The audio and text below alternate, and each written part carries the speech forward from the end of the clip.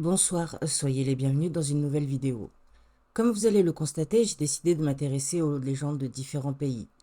Il y aura une playlist pour chaque pays afin de mieux les retrouver. C'est un concept vidéo différent des hors-séries paranormales. J'espère qu'elles vous plairont, j'attends vos retours en commentaire. Ce soir, nous retournons au Canada, avec 5 légendes mystérieuses et terrifiantes. Petit disclaimer avant de commencer, veuillez m'excuser si j'écorche les noms. On commence donc par la première légende. L'asile de Rolling Hills.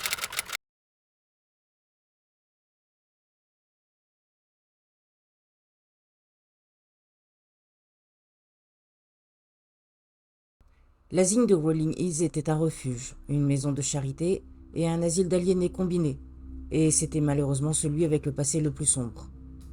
Pendant des années, Rolling Hills a été la maison des pauvres, des orphelins, des ivrognes, des miséreux, des handicapés mentaux et des handicapés physiques, et même des criminels. Ils ont tous vécu ensemble dans cet endroit de 53 000 pieds carrés, autant de jours que de nuits. L'établissement a ouvert ses portes le 1er janvier 1827, et peu importe ce qui amenait la personne à se faire interner dans cet endroit, il était considéré comme un détenu. Si le patient en était capable, il était envoyé à la ferme des pauvres, où les patients pouvaient élever des animaux, faire des potagers, des conserves et faire des pâtisseries. Ils pouvaient aussi faire des cercueils pour les pompes funèbres près de l'institut. Indépendamment de ce dont la personne souffrait, les traitements étaient les mêmes. Le plus souvent, ils étaient enchaînés au mur, recevaient des doses d'hallucinogènes, étaient lobotomisés et recevaient des électrochocs. Finalement, ils étaient en pire condition de santé qu'à leur arrivée. Plus de 1700 corps ont été enterrés sur les terres du domaine. Avec une histoire semblable, il n'est pas surprenant que pendant des années, des visiteurs ont rapporté avoir expérimenté des activités paranormales dans cet asile. La plus grande partie des phénomènes paranormaux ont lieu au 2e étage, dans l'aile est, quand un vieil homme est aperçu se promenant silencieusement. Dans une des chambres, un ancien patient du nom de Roy, mort en 1942, apparaît aux visiteurs comme un grand monsieur pleurant souvent dans le noir. Des voix, des bruits de pas et des portes qui s'ouvrent et se ferment toutes seules, des phénomènes de voix électroniques et des apparitions de corps complets sont une petite portion des activités bizarres qui sont rapportées sur une base constante. L'asile est tellement hanté que des volontaires offrent 6 visites séparées durant au moins 1 heure chacune, en plus d'une soirée complète de 8 heures dans l'établissement, aux curieux et investigateurs du paranormal.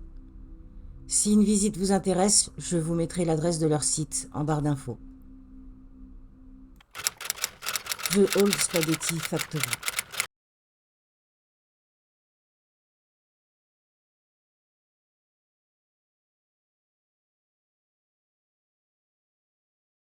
Gaston est le quartier le plus vieux de Vancouver, celui où il y a le plus de phénomènes paranormaux répertoriés.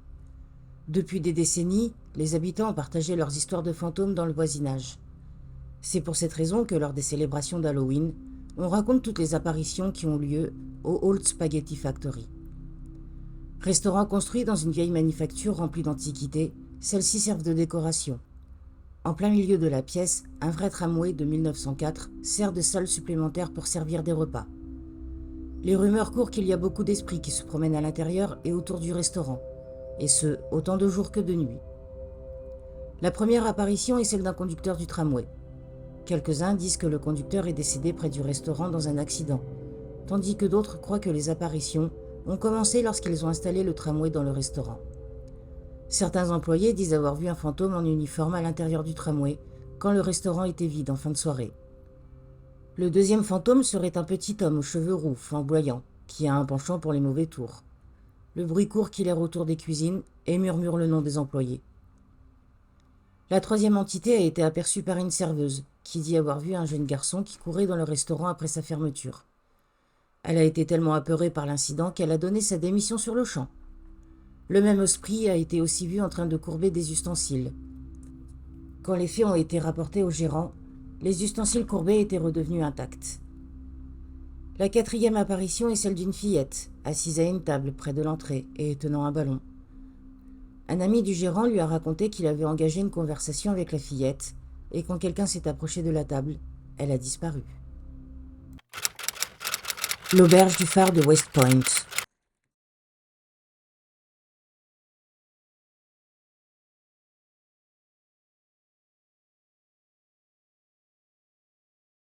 Le phare de West Point est connu comme le premier des phares de la deuxième génération à l'île du Prince-Édouard. Ce fut le premier phare à être construit par le nouveau ministère de la Marine, appelé également ministère de la Marine et des Pêches. On le dit hanté par le premier gardien, William MacDonald, ou Willy, le nom sous lequel on le connaît depuis son décès. Chose curieuse, on dit que Willy hante l'auberge située à côté du phare, plus qu'il n'hante le phare lui-même. L'auberge s'est établie en 1984 en tant que première auberge située à côté d'un phare. Le vaisseau fantôme du détroit de Northumberland.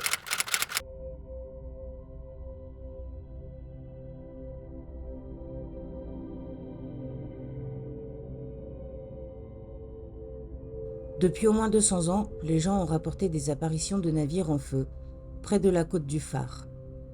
Ces bateaux ont toujours été aperçus de loin et n'ont jamais été approchés. Au moins un des bateaux a été identifié comme étant un bateau pirate. Les témoins parlent d'un bateau en feu dont l'équipage aurait fait un pacte avec le diable et qu'il serait maintenant condamné à errer sur les mers. Concernant le détroit de Northumberland, c'est 130 miles d'eau turbulente qui sépare l'île du Prince-Édouard du Nouveau-Brunswick et de la Nouvelle-Écosse. Le bateau fantôme peut être aperçu naviguant sur les eaux du détroit en flammes. On rapporte ces apparitions depuis plus de 220 ans avec des témoignages différents. Le premier incident rapporté date de 1786. Le bateau lui-même a été décrit comme une superbe goélette à 3 mâts, avec des voiles blanches, qui semblent illuminées pour être vues et admirées par les spectateurs. Comme il est toujours loin des côtes, la cause du feu n'a jamais été découverte et on ne voit jamais s'il y a des gens à bord. Le dernier témoignage date de 2008 par un garçon de 17 ans, Mathieu Guillère, qui dit avoir vu un vaisseau brillant de couleur or et blanc.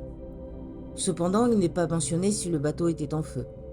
On dit que les apparitions sont plus fréquentes entre septembre et novembre. La cathédrale anglicane, Holy Trinity.